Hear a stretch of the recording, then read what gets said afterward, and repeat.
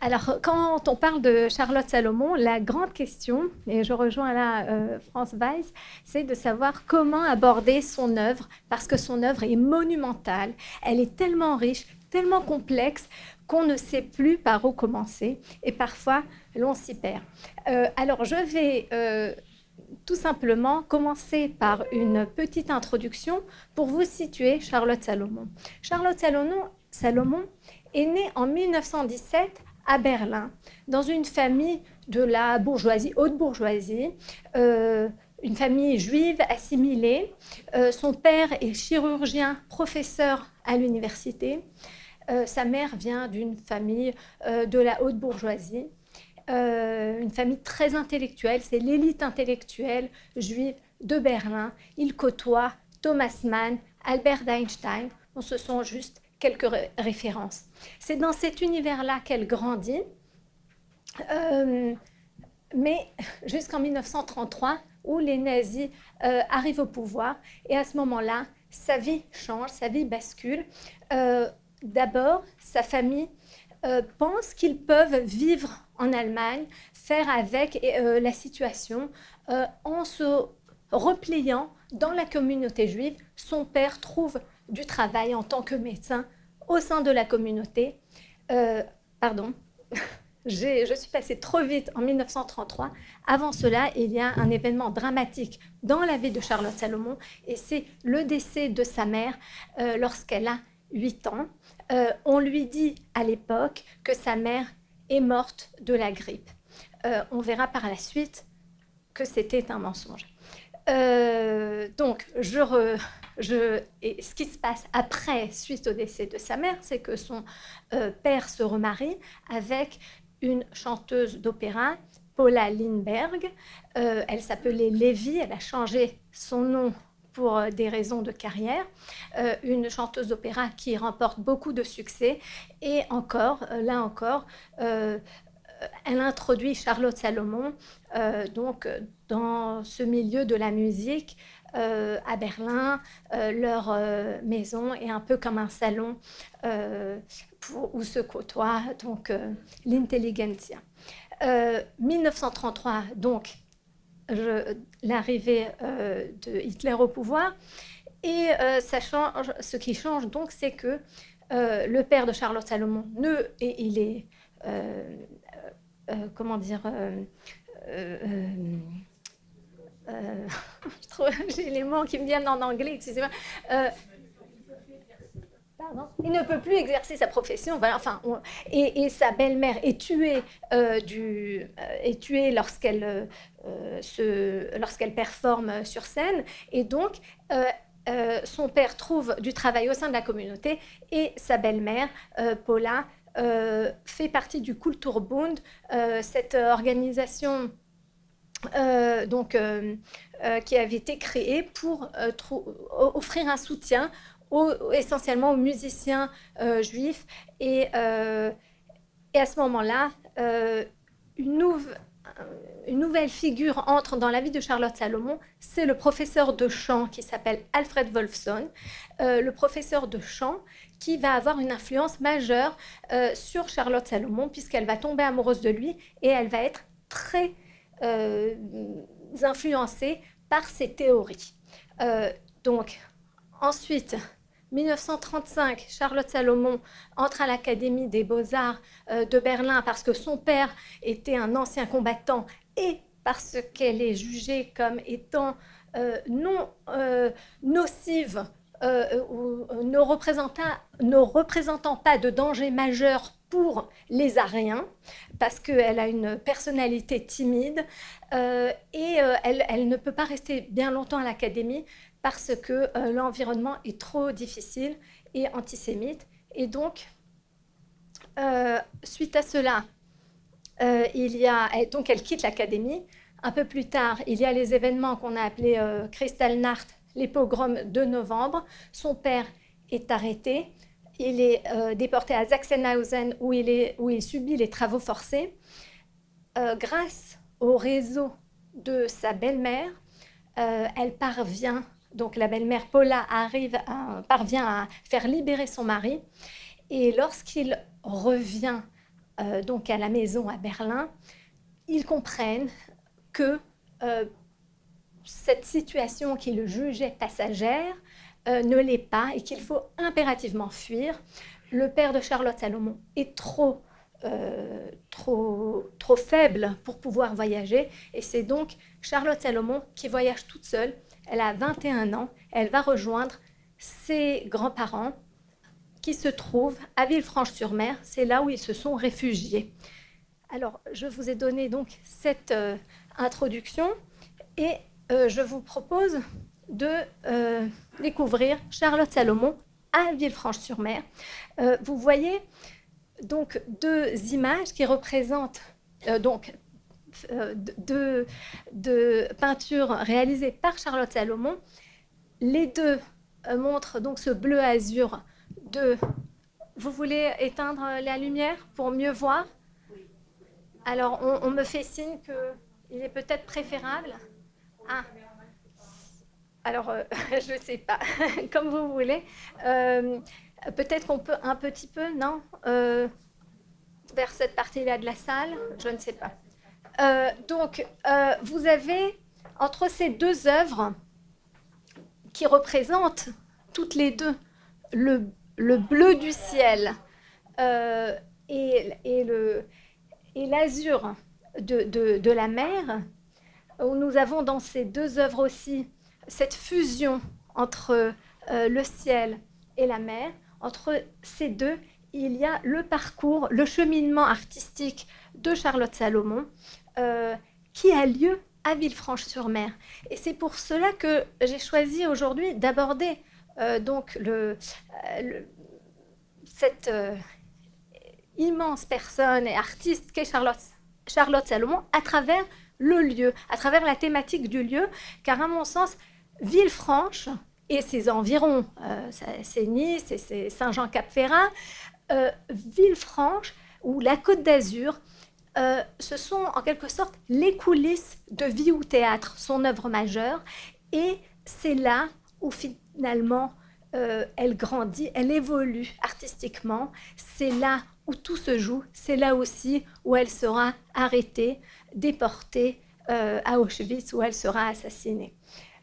Donc, entre ces deux œuvres, il y a le parcours artistique de Charlotte et Salomon, et il faut absolument mentionner dès à présent l'œuvre majeure de Charlotte Salomon, c'est Vie ou Théâtre, Leben oder Theater en allemand. Alors, qu'est-ce que Vie au théâtre? Alors, c'est difficile de dire. Elle le définit comme un Singspiel, une espèce d'opérette. Mais en fait, pour tout vous dire, il s'agit d'une œuvre multimédia ou un Gesamtkunstwerk, si on parle de l'œuvre musicale, c'est-à-dire que c'est tout. C'est une pièce de théâtre, puisque c'est ainsi qu'elle conçoit cette œuvre. Et vous voyez ici la liste des personnages de cette pièce de théâtre, et tous les personnages sont calqués sur la réalité, sur sa réalité. Donc, c'est pour cela qu'on parle d'œuvres autobiographiques, mais ce sont quand même des personnages qui gardent souvent... Parfois, ils ont des surnoms, parfois, ils gardent leur prénom. Elle s'appelle, par exemple, Charlotte Kahn, pas Salomon, Kahn, un nom à consonance quand même judaïque, mais Kahn en allemand veut dire pouvoir, c'est-à-dire peu, Charlotte qui peut. Bon, et on ne peut pas rentrer maintenant dans bien sûr la liste de tous les personnages, mais cela vous donne une idée. Et donc, il s'agit, alors pour ne pas oublier, il s'agit de 769 peintures, 320 pages sur papier transparent, donc avec de l'écriture qui vient, ce sont des explications, ce sont également des notes, par exemple, ici, tel extrait de musique doit apparaître. Et en tout, on parle de 1299 pages de texte et de peinture. Donc c'est une œuvre absolument monumentale et qu'elle conçoit avec un prologue, une partie principale et un épilogue. Donc, c'est vous dire un petit peu la complexité du sujet. Et c'est une œuvre autobiographique puisqu'elle commence, en fait, dès 1913 et elle se termine en 1940. Voilà, donc elle se termine à Villefranche et elle se termine avec l'œuvre qu'on a vue là. C'est la dernière peinture de vie au théâtre et elle conclut et c'est ainsi que vit le jour la vie ou le théâtre, et elle pose la question vie ou théâtre, et vous voyez que ce qui se passe entre ces deux œuvres, c'est que ici, elle admirait le paysage de Villefranche, et là, elle fait partie, elle entre en fusion, en quelque sorte, avec l'univers qu'elle dépeint. Elle est devenue elle-même son œuvre, puisque son œuvre est gravée et tatouée sur son corps. Elle perd presque son identité propre. Elle n'a plus son identité faciale, individuelle, même je dirais, le genre, ça n'existe plus. Elle est devenue un être qui peint et son œuvre est en union totale avec l'univers. Ça, c'est vraiment la dernière peinture de vie au théâtre qui se termine toujours par un point d'interrogation et ou même plusieurs points d'interrogation. Et vous verrez à quel point c'est fondamental, ce questionnement. Alors voilà.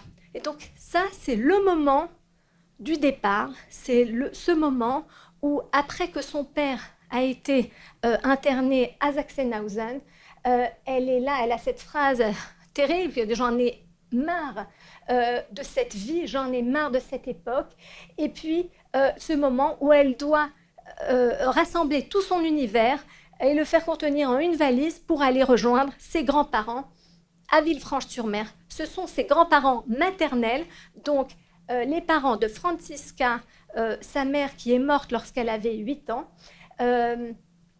docteur également, le docteur Ludwig Grunwald et Marianne Nebenda. Et vous la voyez ici, donc début 1939, lorsqu'elle a rejoint ses grands-parents. Alors, pour ceux qui ne connaissent pas Villefranche-sur-Mer, c'est un lieu paradisiaque, c'est vraiment un coin de paradis. J'ai apporté quelques cartes postales de l'époque, ou bien en couleur, vous pouvez le voir.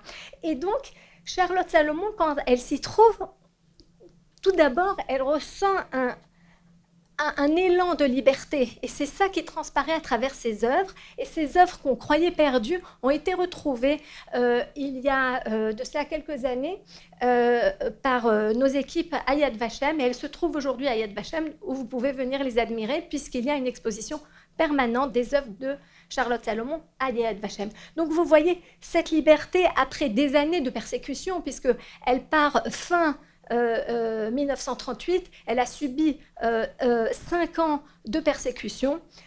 Donc, elle est d'abord éblouie par la nature, par ce qu'elle voit, par tous les environs de la villa dans laquelle elle se trouve, dans laquelle ses grands-parents ont trouvé refuge. Et lorsqu'elle évoque cette période, elle dit « C'était l'été, il y avait les arbres, le ciel et la mer. Je ne voyais rien d'autre. Rien que mes couleurs, mes pinceaux. » Et je pense que ces œuvres évoquent cela parfaitement. Alors, j'ai apporté 2 dessins qui datent de ses années de jeunesse à l'Académie. Un dessin qui est perdu et puis un autre. Et vous voyez que elle a évolué, Charlotte Salomon, et que la Côte d'Azur a été une source d'inspiration pour elle. Villefranche-sur-Mer, ce n'est pas seulement de magnifiques paysages, c'est aussi un lieu culturel avec des influences comme celle de Cocteau. Vous voyez cette citation de Cocteau qui a vécu de longs moments à Villefranche-sur-Mer, avec ses plages de galets, ses rues étroites et ses toits à vermillon. La vie s'élève sur des pentes couvertes d'oliveraies et de villas. La végétation est tropicale, embaumée par les orangers en fleurs. Ou bien, on a aussi une influence iconographique et stylistique des artistes qui ont vécu sur place. On pense forcément à Henri Matisse, qui a vécu à Nice et qui a célébré à travers sa peinture les paysages, et on voit vraiment quelque chose en commun, une influence, ou bien même, si on remonte un peu plus loin dans le temps, Renoir, qui était à Cagnes-sur-Mer, et vous voyez par exemple cette maison qui est enfouie dans les arbres. On retrouve cela, par exemple, chez Charlotte Salomon, la villa, l'Ermitage, où elle se trouve avec ses grands-parents. C'est aussi des arbres fruitiers, et c'est la villa où elle se trouve, et probablement la bergerie, c'est la petite maison dans laquelle elle vit avec ses grands-parents. C'est l'intérieur de la villa. Donc au début, vous voyez, c'est vraiment la célébration du quotidien, d'un quotidien retrouvé où il n'y a plus de persécution, une liberté, un art de vivre. Et puis, cette villa appartient à Ottilie Moore, qui est une millionnaire américaine d'origine allemande, que ses grands-parents avaient rencontrée lors d'un de leurs voyages à l'étranger. Et ils se sont liés d'amitié, et elle leur avait dit, si un jour Hitler vous pose des problèmes, sachez que j'ai une maison sur la Côte d'Azur et vous y serez les bienvenus. Et cette dame au grand cœur était assez, peut-être parfois un peu folle, un peu excentrique, mais elle accueillait, et comme ça, énormément de réfugiés, et notamment des enfants. Sa maison était ouverte aux réfugiés. Et là, ce que vous voyez ici, ce sont les enfants que Ottilie Moore, ici, que vous voyez au centre, a accueillis. Et donc, autour de sa propre fille, Didi Moore, il y a des enfants, dont cette Valérie Kampf, qui est une petite, qui était la fille d'une amie à elle. Et un jour, elles se sont promenées sur la plage, elles se sont rencontrées. Elle a dit, Ottilie Moore a dit à sa mère, oh, je pense rentrer aux États-Unis, me mettre à l'abri et puis prendre les enfants avec moi. Alors, la mère de Valérie Kampf lui a dit, ah tiens, je te confie ma fille, c'est une bonne idée. J'aimerais qu'elle soit à l'abri aux États-Unis. Et sa mère est partie après lutter avec les forces britanniques. Et donc, cette petite s'est retrouvée en maillot de bain dans les bras d'Ottilie Moore. Et Charlotte Salomon a fait son portrait ici. Ici, c'est Valérie Kampf. Et ici, ce sont les enfants qui vivaient avec Ottilie Moore dans la villa. Lorsque Ottilie Moore voyage aux États-Unis, elle obtient des visas pour tous les enfants dont elle s'occupe. Et ainsi, elle sauve des griffes des Allemands 6 enfants juifs. Voilà que vous en voyez certains ici. Donc, tout ça pour vous expliquer un peu qui était Ottilie Moore, personnage essentiel pour Charlotte Salomon, car c'est la seule qui l'a encouragée à créer. Donc, d'autres personnes de son quotidien, des portraits de son grand-père, de sa grand-mère, on y reviendra, et aussi, c'est un moment d'introspection, d'épanouissement, ce sont des années de formation. Mais son grand-père et sa grand-mère ne voient pas toujours d'un très bon œil sa passion. Et vous voyez cette scène qu'elle reproduit donc avec un regard rétrospectif dans Vie au théâtre, plus tard, puisque ça se situe en 1939 et qu'elle réalise cela en 1941-1942. Sa grand-mère qui lui dit « N'es-tu venue au monde que pour dessiner ?» Et son grand-père qui répond « Tu es beaucoup trop indulgente pour elle, pourquoi ne deviendrait-elle pas femme de chambre comme les autres ?» Donc vous voyez qu'il y a des tensions avec son grand-père. Lorsque la guerre éclate, sa grand-mère est dans un état de choc, de traumatisme, et elle tente de mettre fin à ses jours. Suite à cela, c'est la révélation du terrible secret familial que son grand-père évoque. Il lui raconte pour la première fois que sa mère, la mère de Charlotte Salomon, n'est pas morte de la grippe comme on le lui avait raconté, mais qu'elle s'est suicidée en se défenestrant. Que sa tante, qui s'appelait Charlotte, qui s'est également suicidée en 1913. C'est d'ailleurs ainsi que Charlotte Salomon va commencer Vie au théâtre, par le suicide de sa tante, de laquelle elle a reçu le nom. Et non seulement cela, mais que dans leur famille, dans cette branche de la famille, il y a 6 suicides, et que la seule personne encore vivante c'est un petit peu comme un arbre généalogique, c'est construit. La seule personne encore vivante, c'est Charlotte et sa grand-mère, en fait. Mais sa grand-mère va finalement réussir à se suicider en sautant par la fenêtre. Et donc, face à cette terrible révélation, et face aux Allemands qui approchent, il faut bien le rappeler, elle est en exil. Donc, en France, elle a l'impression de devenir complètement folle et elle a cette phrase « Mon Dieu, surtout, ne me laisse pas devenir folle ». Et ce qu'elle représente, c'est d'un côté la fenêtre, donc la possibilité du suicide, ou la peinture. Et ces deux, si vous voulez, s'opposent.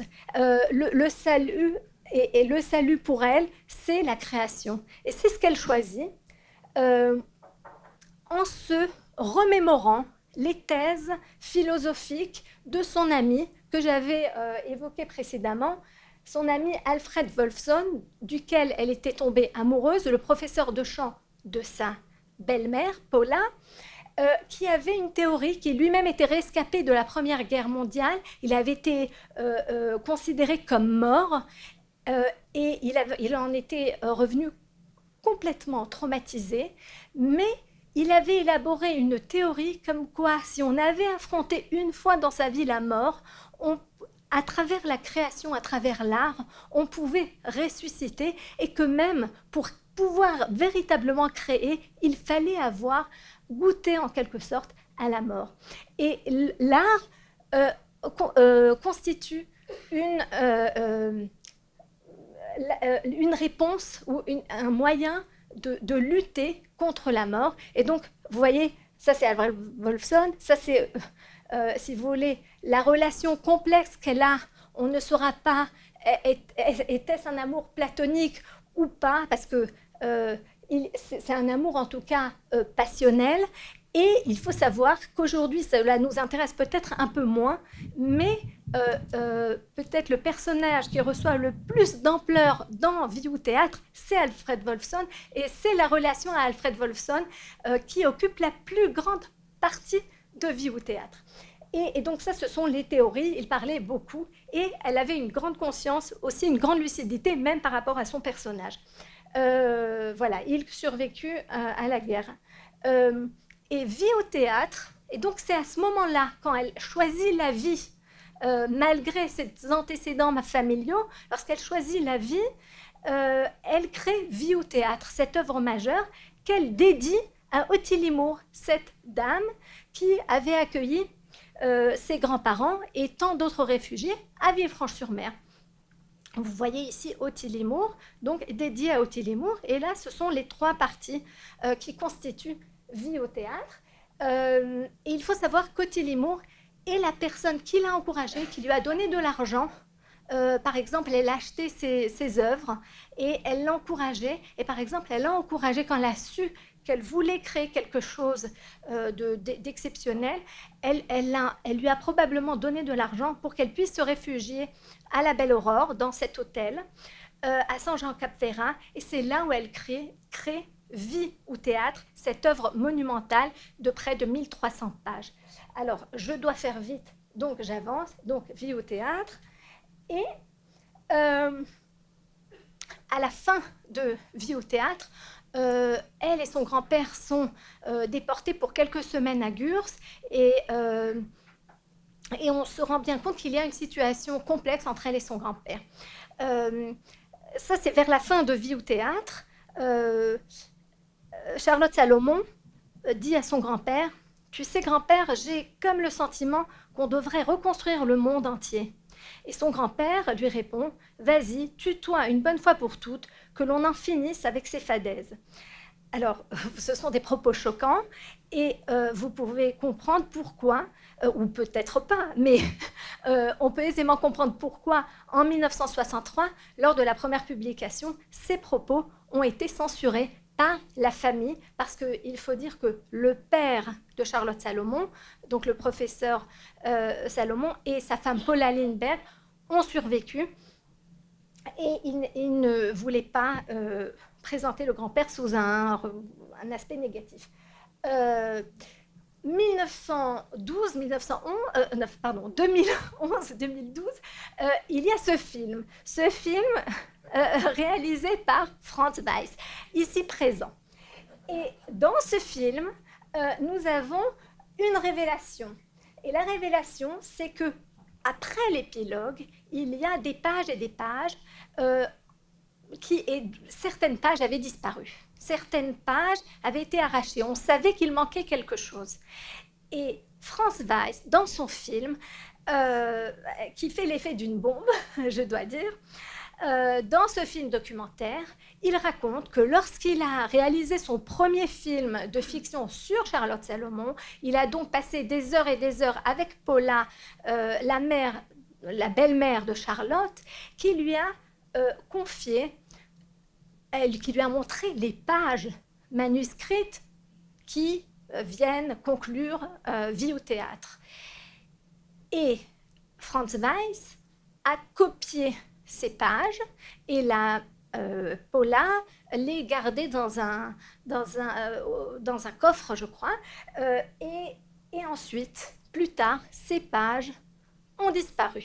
Et nous sommes restés avec une version seulement partielle. Il manquait des pages, donc, à cette fin d'épilogue. Donc, c'était une lettre adressée à d'Aberlon, Amadeus d'Aberlon, donc son amoureux, mais il faut comprendre, adressé donc à son nom fictif, pas à Alfred Wolfson, mais à son personnage, au personnage. Et elle écrit. Alors, je ne sais pas combien de temps j'ai pour ces révélations. On va peut-être lire simplement le début. La guerre continuait de faire rage et j'étais là, assise au bord de la mer, scrutant les profondeurs du cœur des hommes. J'étais ma mère, ma grand-mère, j'étais tous les personnages de ma pièce. J'appris à suivre tous les chemins et j'en devins un moi-même. Et elle parle de son désir de finir coûte que coûte son œuvre. Et comme son grand-père la menace en quelque sorte et représente tout ce qu'elle a en horreur. Et donc elle dit, et maintenant vient l'aveu pour lequel je t'écris ces lignes, donc à son amoureux fictif. J'étais malade de désespoir. En quittant l'Allemagne, mes grands-parents avaient emporté du poison, morphine, opium, véronal pour se suicider ensemble quand ils n'auraient plus d'argent. Ma grand-mère n'a pas pensé au poison. Mon grand-père se serait bien gardé de l'utiliser car le suicide, selon ses termes, était contraire à sa nature. Je savais où était le poison. Il agit pendant que j'écris. Peut-être est-il déjà mort, pardonne-moi, il m'a fallu beaucoup de force pour cela, et cette force était la dernière qui me restait de l'été, de Vie ou théâtre, lorsqu'il, mon grand-père, s'est doucement endormi sous l'effet de l'omelette au véronal, et que je l'ai dessiné, j'ai eu l'impression qu'une voix me criait « Le théâtre est mort. Il se peut, mon bien-aimé, qu'avec cette guerre, le spectacle que les hommes se sont donné s'achève. » Alors, ce portrait qu'on pensait, nous, à Yad Vashem, puisqu'il se trouve dans la collection de Yad Vashem, on pensait qu'il s'agissait du portrait de son grand-père endormi. Et tout à coup, c'est son grand-père sur son lit de mort. On sait que son grand-père est mort en 1943. Selon les témoignages, il s'était effondré dans la rue. Donc, ça ne correspond pas tout à fait à ce qu'elle dit dans cette lettre. Et la question demeure, vie ou théâtre? Est-ce vrai? Est-ce que Charlotte Salomon a véritablement empoisonné son grand-père, comme elle le dit dans sa lettre, ou bien est-ce que c'est complètement fictif et que c'est un désir refoulé qu'elle exprime, c'est le personnage de son grand-père qu'elle a envie de détruire? Finalement, on ne pourra jamais le savoir puisque tout ce qu'il nous reste, c'est son œuvre. Et son œuvre, à la base, elle l'intitule « Vie au théâtre » avec des points d'interrogation. Donc, la question demeure, je ne mentionnerai même pas l'effet que ce film, que ces révélations ont eu dans le monde des chercheurs de Charlotte Salomon. Il y a maintenant même toute une théorie d'abus sexuels pour justifier peut-être le crime de Charlotte Salomon. À mon sens, c'est parce qu'on n'est pas capable d'affronter finalement cette révélation, alors on doit trouver des alibis. Je pense que c'est ça la force de Charlotte Salomon, c'est de poser des questions et de nous empêcher d'être dans une espèce de zone de confort où on aimerait s'enfermer, l'enfermer elle et son œuvre. C'est bien plus vaste que cela. Donc, c'est tout cela que j'ai essayé de vous présenter, si vous voulez, ce qui se passe dans les coulisses à Villefranche-sur-Mer, puisque c'est là où tout se joue. C'est, si vous voulez, l'envers du décor de la pièce de théâtre, et c'est là où Charlotte Salomon évolue, c'est là où artistiquement elle s'épanouit, c'est là où elle crée son œuvre monumentale, et c'est là aussi où son histoire s'achève. Après Vie au théâtre, elle rencontre dans la villa, il y avait ce réfugié de Tchernovitz, Alexandra Nagler.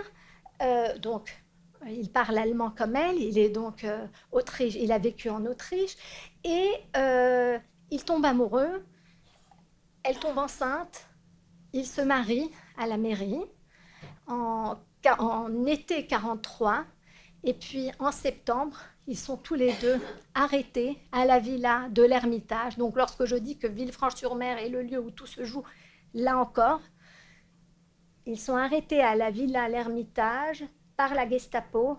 Ils sont pris vers donc Drancy, de Drancy déportés à Auschwitz. Charlotte Salomon, qui était enceinte de 5 mois, est gazée immédiatement.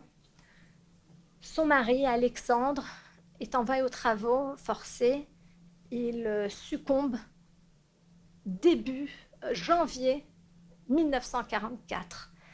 Auparavant, il avait confié l'œuvre Vie au théâtre à l'ami de la famille qui a servi de témoin à leur mariage, le docteur Moridis, et c'est lui qui garde Vie au théâtre.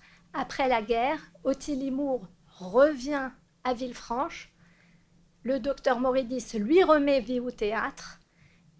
Et quelques années plus tard, les parents de Charlotte Salomon viennent à Villefranche et Ottilie Moore leur remet Vie au théâtre. Et le reste, c'est tout ce qui s'est produit après. Et c'est une autre histoire. Merci.